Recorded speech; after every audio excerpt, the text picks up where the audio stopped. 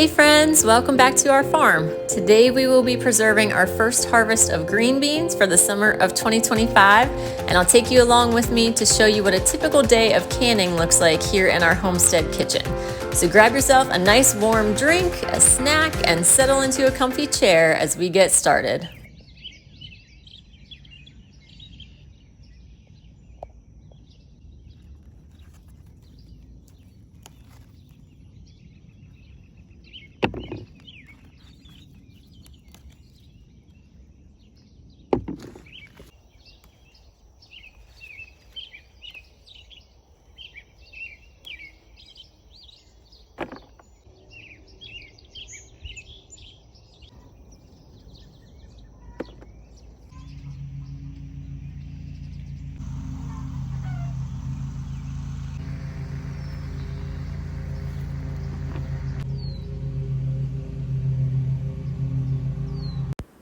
So the first thing you need to do with any canning, preserving, or just large harvest day is get the kitchen clean. So you have a clean kitchen to work in.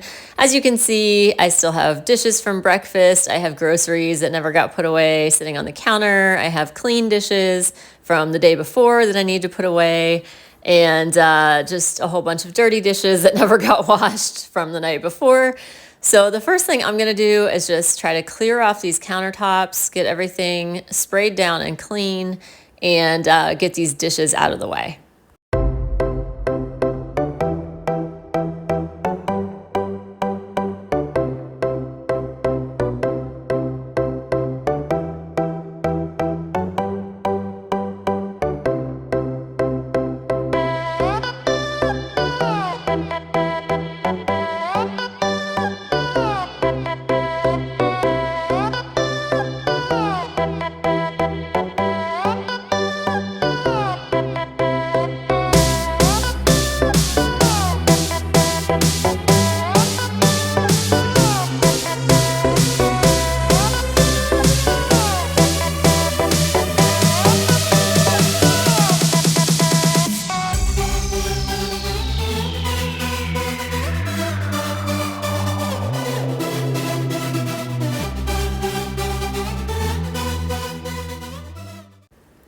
I just wanted to quickly mention to you this pan that you see me washing right now. This is my favorite pan of all time. So this is similar to the caraway pans that you see, the ceramic ones, but it's way less expensive.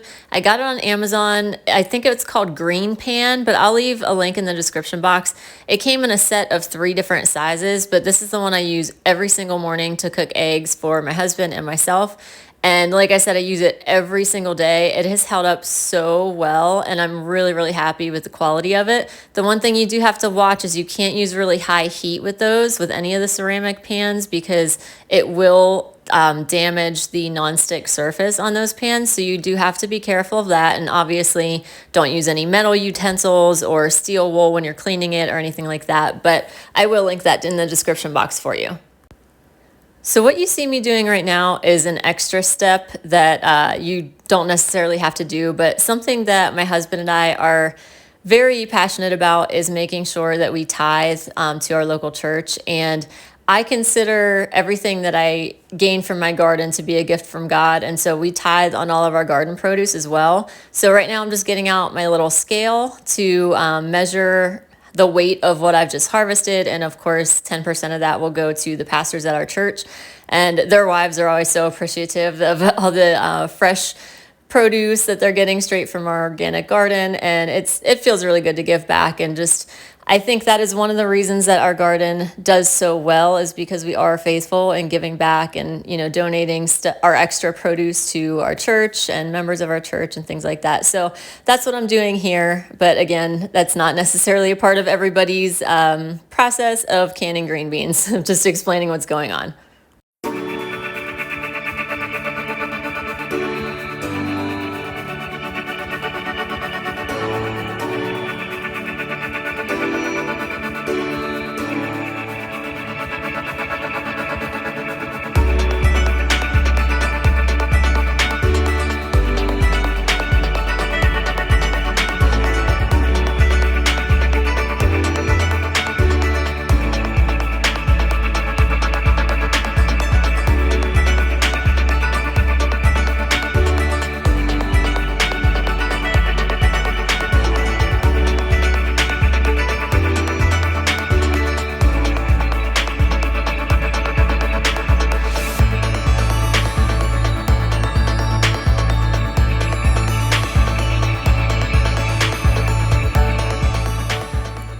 So now I am just scrubbing down the countertops, and what I use to clean in my kitchen is just a simple combination of water and white vinegar.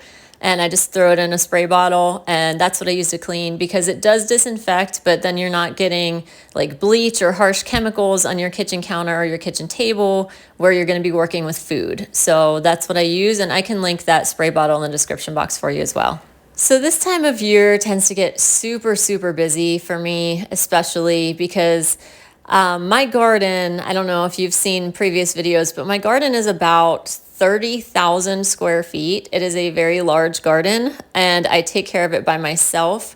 And so it's a lot. And this time of year, we have not only to keep up with the weeding, but now that things are coming in and are ready to harvest, now I have to be out there harvesting every single day, coming in, washing the produce, prepping it, preserving it, and still trying to keep up with the weeds, in addition to getting ready to plant my fall crops, which I'm going to be doing probably within the next 3 weeks or so. I'll be doing that.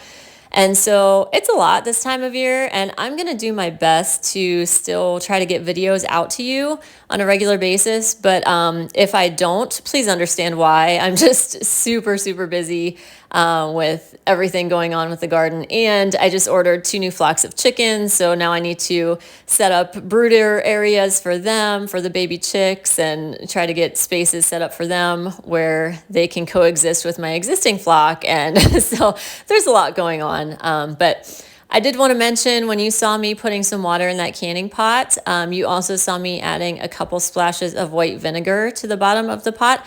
Now, the reason I do that is because the jars can sometimes get cloudy on the outside. If you have hard water, sometimes the jars will end up looking cloudy, and it doesn't hurt the food. You know, it doesn't make your food unsafe. It's just, you know, doesn't look as great on the outside of the jar. And so I just prefer to add a few splashes of vinegar in there, and that will prevent the jars from getting cloudy when you can. Okay, so now that all the green beans are cut up and ready to go, my water actually just started boiling right as I was finishing cutting these, so that was perfect. I am gonna turn on the heat underneath my canning pot now. I just have a couple inches of water in the bottom because we are pressure canning. We are not hot water bathing it, so we do not need a lot of water in there. I'm gonna turn that on pretty high since the water is not heated at all at this point. And one thing is, you wanna make sure that the water inside the jars and the water you're putting the jars into is the same temperature so that the jars don't crack. It doesn't have to be exact, but it can't be a drastic difference. So I'm gonna heat up the water in the canner, and then here's what we need over here. So I'm gonna use pint-sized mason jars today.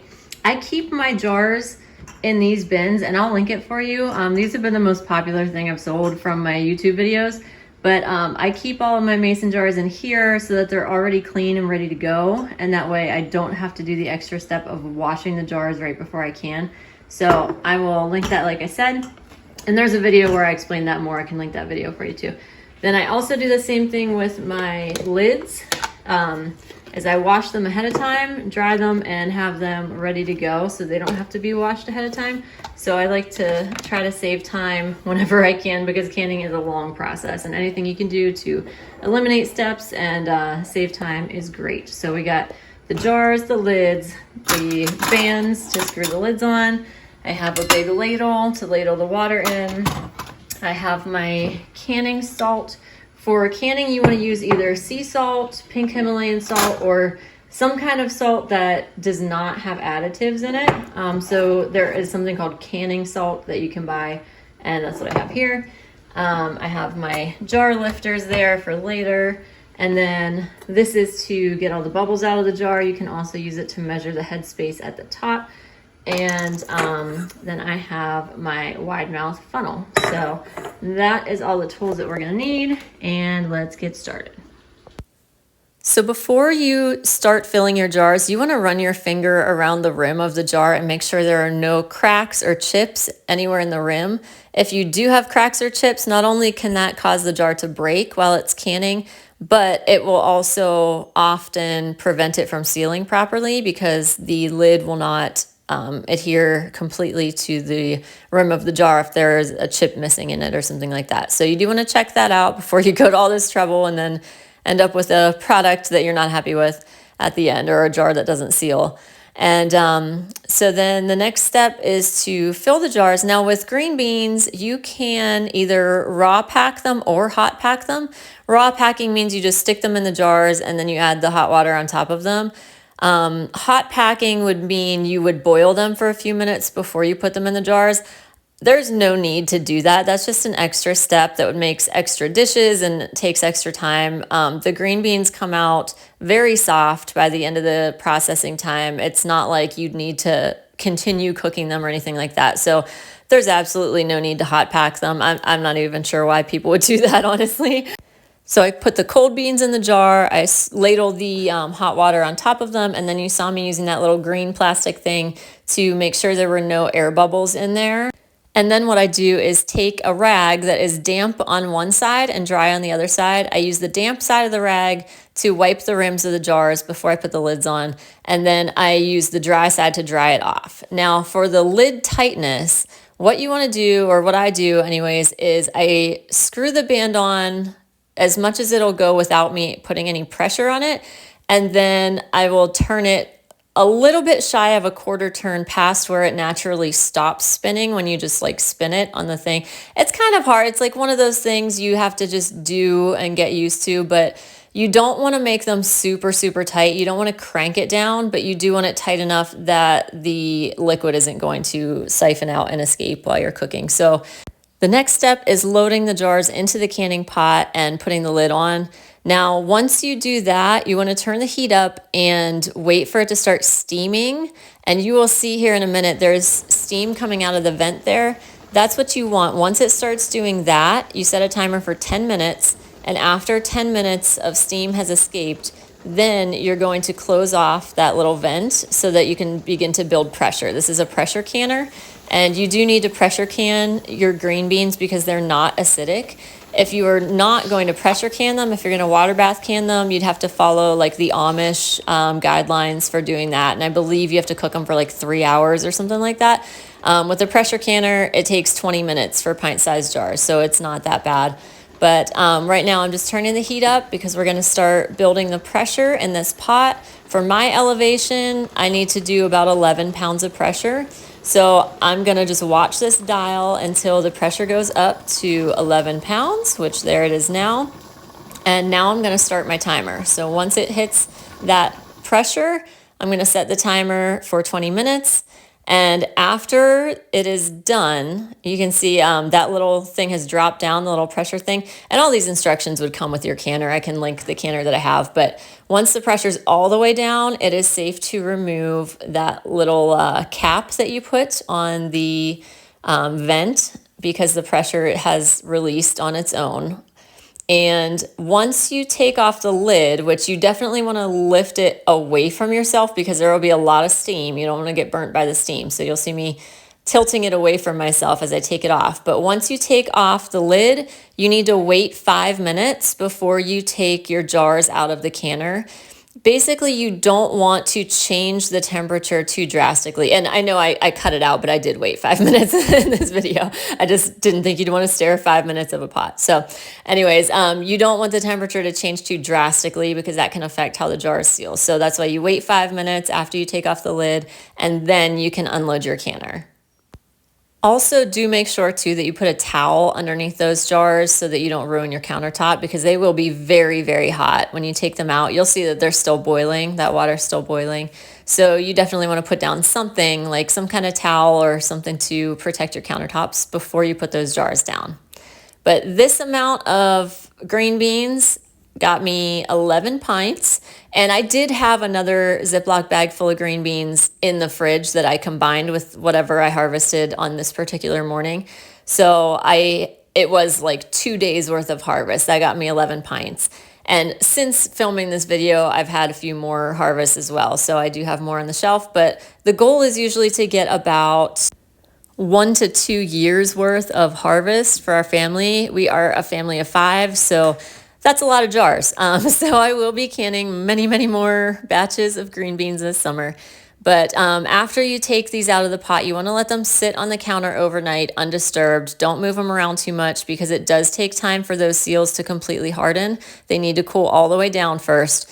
But the next morning, I'm taking these bands off because you don't need those once the jars have sealed. You see me doing the test of lifting it by the lid to make sure the lids are completely sealed on there.